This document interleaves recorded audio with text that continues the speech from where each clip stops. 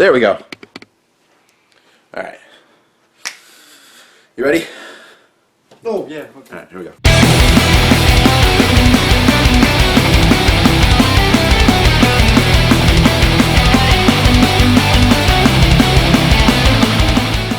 Hey YouTube, welcome to the first episode of WTF happened last month. This show was formerly WTF News, but we decided to change the name and change things up a bit. So this show gives you all the weirdest news that happened last month that brings it to you this month so you can go, what the fuck?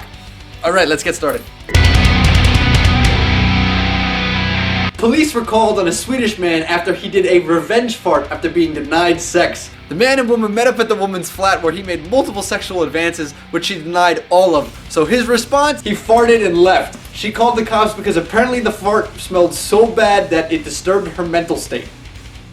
Yeah, that's the article. That's the article. So casually about it. A man who's been grieving over his dead wife finds that she's still alive.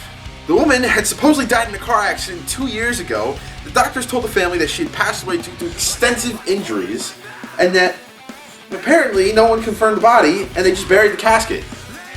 Well, 2 years later, the woman shows up on the game show claiming that she fell out of contact with her husband and her family. She's been staying in a small town not too far from where she used to live. It is still unknown to why she never bothered to try to contact any of her family or her husband. I don't know. How did they bury the casket without the body in it? They never confirmed it. Like, the family just, as soon as they heard she was dead, I guess they were just so... Did nobody go to the funeral?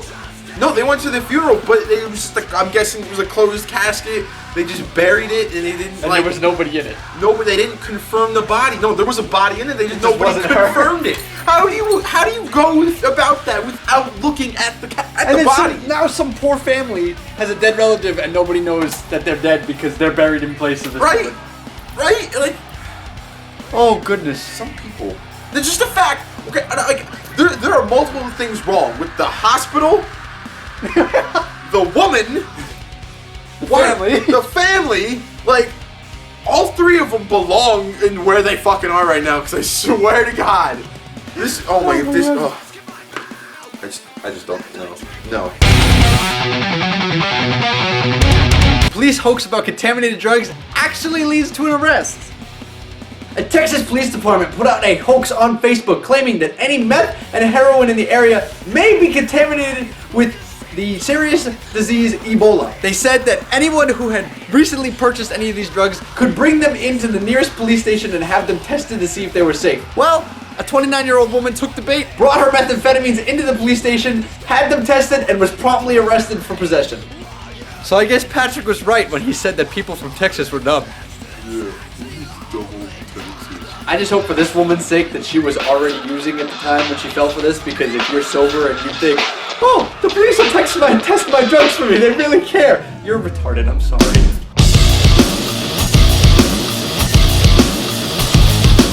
If you win the lottery, please make sure that you actually won the lottery. Otherwise, you just look like a fool. An unnamed French woman thought she had won the lottery and went on a huge shopping spree.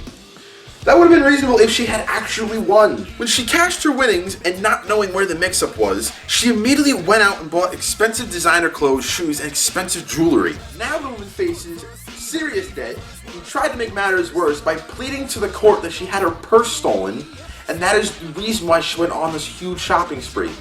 Later, the court put that woman to rest because they found all the footage of all the stores she's been in and bought all the expensive stuff. So make sure you check up on those lottery winnings. Otherwise you could face some serious debt. And she made matters worse by telling the courts her purse was stolen. And that she didn't... Oh. Alright. Blame it on the weather. A woman assaults her husband with a Taco Bell burrito! I'm serious. The quesalupa strikes again. I'm gonna use fake names to make this a little easier to understand. Jack and Jill got into a very heated argument about Jack's favorite bar and how often he spends there. So, Jill in retaliation smacked him in the back of the head with her burrito supreme, which is a real waste to talk about if you ask me. Jack retaliated by taking the fork he was using to eat his taco pizza and stabbing her right in the hand. Cops charged both of them with domestic assault for this Taco Bell related crime. I guess you could say there was beef between them.